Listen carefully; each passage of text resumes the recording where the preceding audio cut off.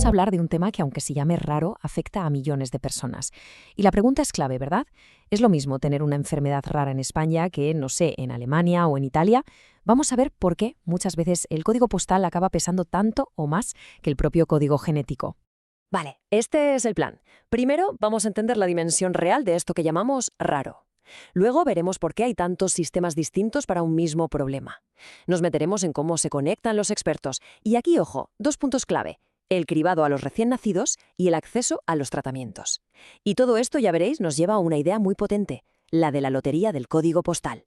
Venga, empezamos. Primera parada, la escala de lo raro.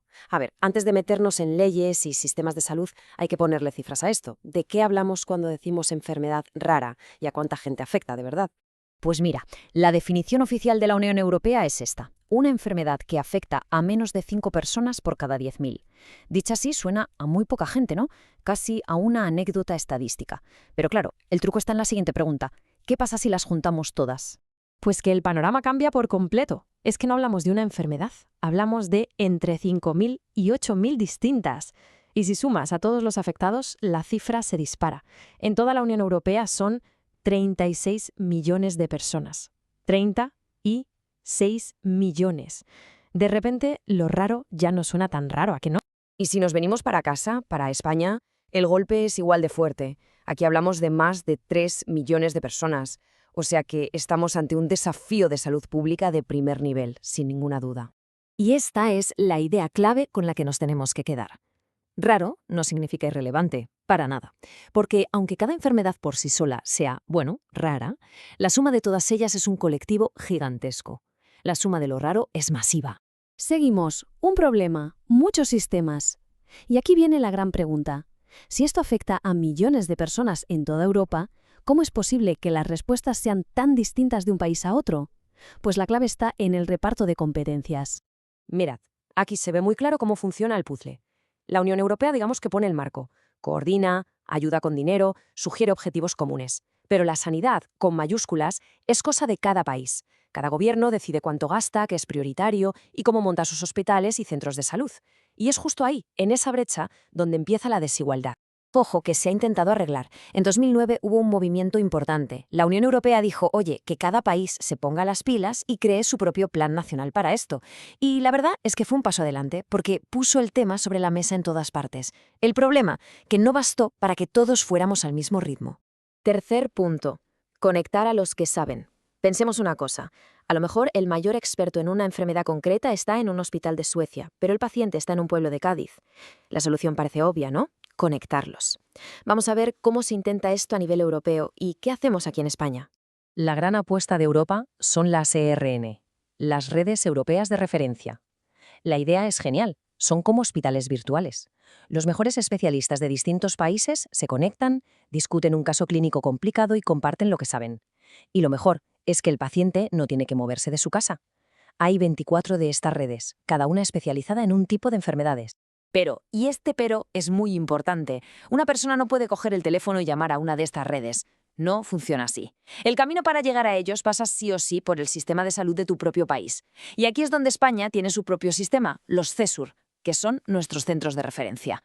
La idea es la misma, concentrar a los expertos, pero al final la realidad es que el acceso de un paciente puede depender no solo de ser español, sino de la comunidad autónoma en la que viva.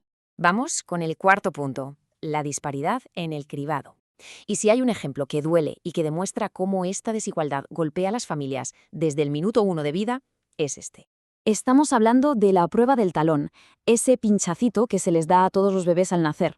Pues bien, esta prueba es, posiblemente, la herramienta más potente que tenemos en salud pública contra muchas enfermedades raras, porque pillarlas a tiempo puede cambiarlo absolutamente todo.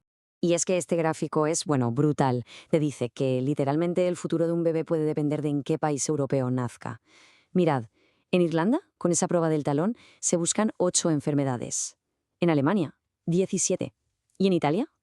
49. 49. La diferencia es que es una locura. La frase lo clava, ¿no? Que la posibilidad de detectar a tiempo una enfermedad que se puede tratar no dependa de la lotería de dónde te toca nacer. No debería ser así, pero la realidad, a día de hoy, es que lo es. A ver, En España hemos mejorado, ¿eh? Hace poco se amplió la lista de enfermedades que se buscan en todo el territorio a 23, y es un avance muy importante.